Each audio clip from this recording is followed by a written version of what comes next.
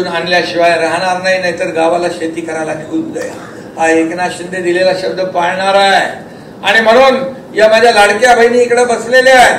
लाडक्या बहिणींना मी एकच सांगतो की त्यावेळेस देखील खूप लोक आले, लाडकी बहीण योजना होणार नाही, हे खोटारडपणा आहे, कोर्टात कोणी गेले.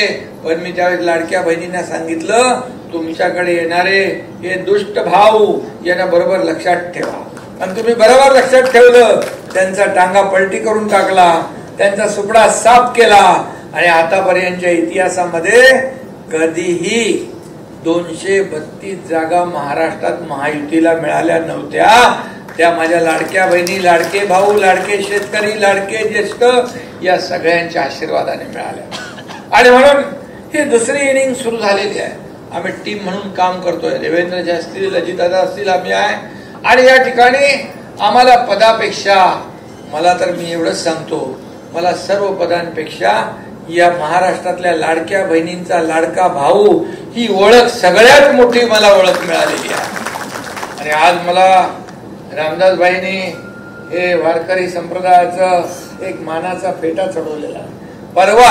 परवाच्या दिवशी तुमच्या एकनाथ शिंदेला संत शिरोमणी नामदेव महाराज पुरस्कार मिळाला. आणि त्याच्या अगोदर संत तुकाराम महाराज पुरस्कार मिळाला. 2 पुरस्कार तुमच्या एकनाथ शिंदेला मिळाले.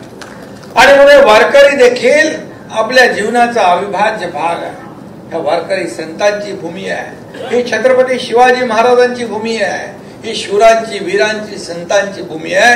आणि यामध्ये सगळ्यांना आपल्याला सोबत घेऊन जायचं आहे, काम करायचं आहे. आणि म्हणून माझा अजेंडा काहीच नाही.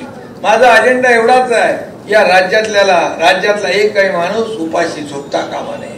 या राज्यातला एकही विद्यार्थी शिक्षणापासून वंचित राहता कामा नये.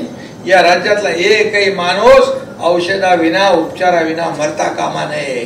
या राज्यातला शेतकरी आत्महत्या करता कामा नये. या राज्यातल्या तरुणांना रोजगार, हाताला काम मिळालं पाहिजे. सिंधुरत्न योजनाचा तुम्ही या ठिकाणी उल्लेख केला. मी योगेशशी बोलत होतो. मी मुख्यमंत्री महोदयाने या बाबतीमध्ये तात्काळ बोलेन. आणि सिंधुरत्न योजना देखील जी लोकांच्या हाताला रोजगार देणार आहे ती चालू राहिली पाहिजे. आणि म्हणून या ठिकाणी आपण काम केलं. अगदी कशा शाखा प्रमुखापासून का गटप्रमुखापासून रामदासबाईंनी काम केलं. शिवसेनेचे आमदार झाले, मंत्री झाले, अशी रामदासबाईंची कारकीर्द आपण पाहिलेली आहे. आणि म्हणून शिवसेनेचा एक बुलंद आवाज म्हणून आपण रामदासबाईंना ओळखतो.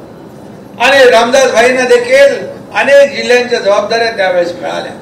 परंतु जेव्हा रामदासबाईंच्या भाषणाला टाळ्या पडायला लागल्या तेव्हा त्यांचं भाषण बंद झालं आणि रामदासबाईंचं खच्चीकरण होऊ लागलं. मी ते त्यांना एकदा स्वतःच सांगितलं, अमुक कार्यक्रमाला येऊ नका. रामदासबाई, का आपल्याला हा निर्णय घ्यावा लागला, का निर्णय घ्यावा लागला याचं आत्मचिंतन, आत्मपरीक्षण केलं पाहिजे. आज खोटे नाटे आरोप करून योगेश्वर खोटे नाटे आरोप, योगेश हा काम करणारा कार्यकर्ता आहे. या ठिकाणी खेडचा विकास करणारा कार्यकर्ता आहे. एक आदर्श आमदार म्हणून तुम्हाला योगेश आपल्याला आमदार म्हणून मिळालेला आहे. त्याच्याकडून शिकलं पाहिजे. त्याच्यावर टीका करून तुम्ही त्याचं काम बंद करू शकत नाही. या तुमच्या प्रकरणामध्ये त्याचा काडीचाही संबंध नाही. आणि राजीनाम्याची मागणी करताय. अरे बाबा, तुम्ही काय केलं?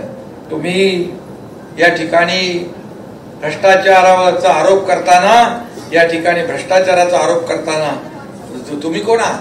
खरं म्हणजे दरोडेखोर जर दुसऱ्यांना चोर म्हणायला लागले तर कसं व्हायचं? दरोडेखोर जर दुसऱ्याला चोर म्हणायला लागले तर कसं व्हायचं? कफन चोर, डांबर चोर, खिचडी चोर, मिठीतला गाळ चोर, अशी किती लोक आहेत. किती कराल?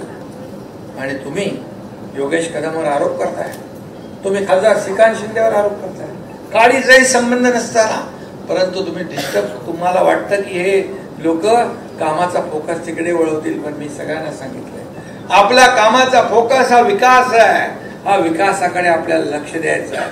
हे किती उलटे सुलटे बोलतील, काही बोलतील, आरोप करतील, प्रत्यारोप करतील, पण जनतेच्या मनातून यांना केव्हाच त्यांची जागा जनतेने यांना थारा दिलेला नाही. आणि म्हणून अशा लोकांना आपण काय म्हणणार? चोर चोर वरून शिरजोर, गिरे तो भी टांग ऊपर. अरे तुम्हाला लोकांनी दाखवलंय, लोकांनी तुमची जागा दाखवून दिली आहे. आणि म्हणून मी या ठिकाणी एवढंच सांगतो, की भाई चिंता करण्याची आवश्यकता नाही, याच्या मुळाशी आपण जाऊ, हे काय कोणी केलंय त्याच्या मुळाशी आपण जाऊ आणि बिलकुल जे दूध का दूध पाणी का पाणी, कारण आपण सरळ स्वच्छ काम करणारे लोक आहोत. ओटात एक डोक्यात एक असं आपल्या डोक्यात नसतं. आपण सरळ सोट काम करणारे लोक आहोत आणि सर्वसामान्य लोकांच्या जीवनामध्ये बदल घडवणारे लोक आहोत. मी नेहमी सांगतो, मी जेव्हा मुख्यमंत्री होतो, सीएम होतो, त्यावेळेस लोक म्हणायचे चीफ मिनिस्टर, मी म्हणायचो सीएम म्हणजे कॉमन मॅन. आता मी डीसीएम आहे, मी आता म्हणतो डेडिकेटेड टू कॉमन मॅन. काय आपल्याला आपली सर्वसामान्य माणसाची नाळ आपली तुटता कामा नये. आणि म्हणून या ठिकाणी मी आपल्याला एवढंच सांगतो की आम्ही सोन्याचा चमचा घेऊन जन्माला आलो नाही, परंतु या महाराष्ट्रातल्या तमाम जनतेच्या जीवनामध्ये सोन्याचे दिवस आणण्याचा प्रयत्न मात्र आम्ही केलेला आहे. आणि म्हणून तुम्ही कितीही काही केलं तरी सुद्धा तुम्ही या ठिकाणी आमच्यावर आरोप करून आम्हाला कामापासून परावृत्त करू शकत नाही. आणि म्हणून मी नेहमीच सांगायचो, तुम्ही कितीही टीका करा, हा एकनाथ शिंदे टीकेला कामाने उत्तर देईल. तुम्ही कितीही आरोप करा, हा एकनाथ शिंदे तुम्हाला आरोपाला कामाने उत्तर देईल.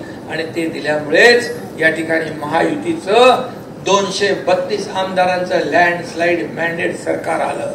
अरे तुम्ही तर सरकार बनवलं होतं, लोकसभेच्या निवडणुकीमध्ये सरकारचं वाटपही झालं होतं, कुणी कुठलं मंत्रिमंडळ घ्यायचं हेही झालं, 5 स्टार हॉटेलचे बुकिंग पण झाले.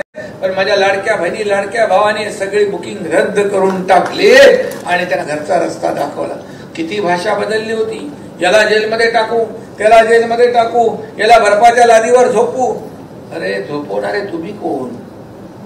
सर्वसामान्य जनतेने तुम्हाला कायमचं झोपून टाकलंय, ते पहिलं बघा. आणि म्हणून मी आपल्याला एवढंच सांगतो की मी पण रामदास भाई, तुम्हाला मगाशी भरत शेठ म्हणाले प्रेमाने भाई म्हणतात, मलाही तसं भाई म्हणतात. आपण दोघंही भाई आहोत, पण प्रेमाचे भाई आहोत, लोकांना मदत करणारे भाई आहोत, त्यांच्यासारखे नाही. आणि म्हणून मी एवढंच सांगतो, आमच्या दोघांचं एक आहे, हम किसी को छेड़ते नहीं, हमें जो छेड़ेगा उसको छोड़ते नहीं. आणि म्हणून आणि जे काँग्रेसच्या इशाऱ्यावर नाचतात त्यांनी डान्स बार बद्दल बोलावं. हा एवढा मोठा जोक आहे, विनोद आहे. आणि म्हणून मी आपल्याला एवढं सांगतो, योगेश काही चिंता करू, डिस्टर्ब होण्याचं कारण नाही, काम करायचं. तुझ्या मागे भाईत आहे, पण अख्खी शिवसेना आणि हा